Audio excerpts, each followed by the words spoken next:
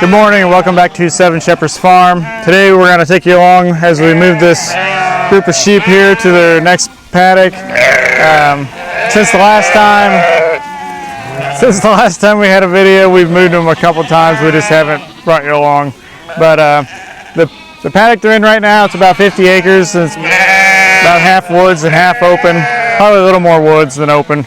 But this is where we actually had that winter lamb crop. If you remember when the snowstorm hit, we unrolled a bunch of hay in this paddock and everything kind of blew up this year.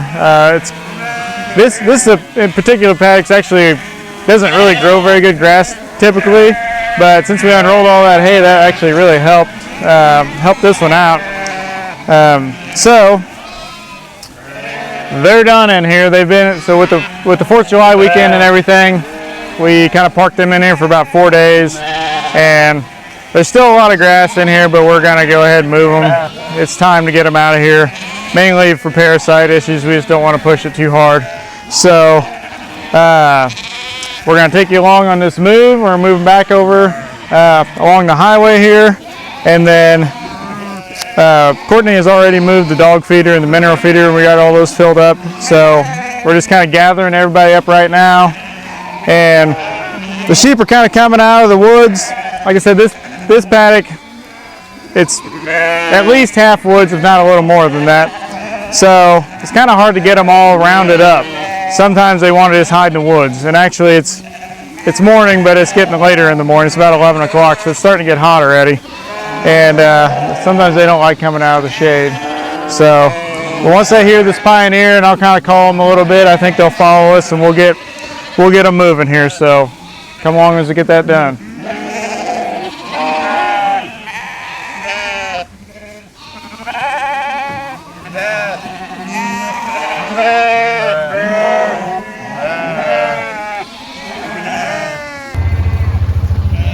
Yes, you two trick. Let's go, Frodo. Come on, Molly. Let's go, Bear.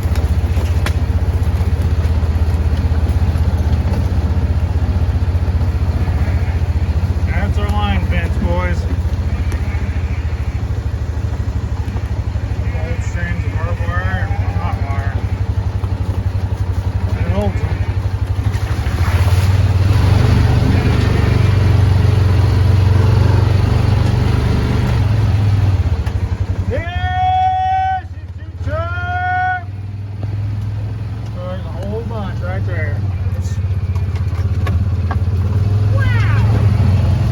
Missed them earlier, didn't we? Look at that, clean that woods out. Good.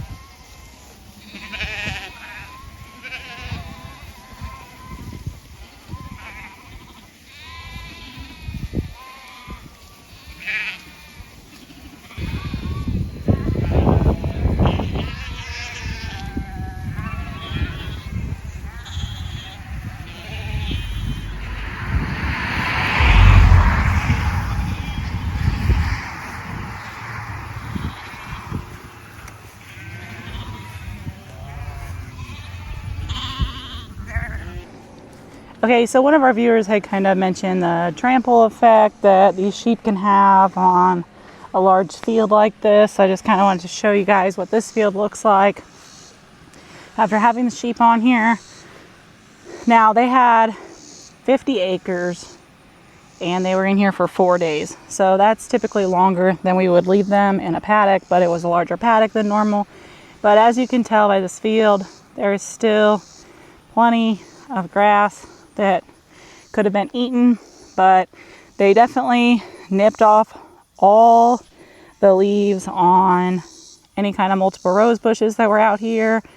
Definitely in this other field down here, they just completely stripped all the ragweed, and there's plenty of forage left to kind of shade the fields during this hot summer month of July and regrow before we come back on here. So it'll be a good 60 days before we're back in this paddock. And so this field and all this 50 acres will have plenty of time to recover before we're back here again. So I just wanted to kind of show you what was left in this paddock and just kind of show you that, you know, there was still plenty to be grazed, but that leaves plenty of room for regrowth for us to come back on here in about 60 days. All right, I wanted to kind of show you guys this too, just in case there's someone that's not familiar with rotationally grazing and how it benefits your forage. You can kind of tell by these couple clumps of grass right here how just the tops of them are broken off. There's really no pointy tips left in these little clumps, but they didn't nip it all the way down to the soil. Okay, so they took the tops off the plants, which is perfect. It's just kind of like whenever you're cutting grass, you take all the tops off and then it regrows. So that's the benefit of rotationally grazing or intensive grazing, that you just have them take the tops off of the grass, and then you move them on to take the tops off the other grass, and you just keep moving and moving and moving as quickly as you need to during that portion of the growing season so that the grass can regrow fast for more forage.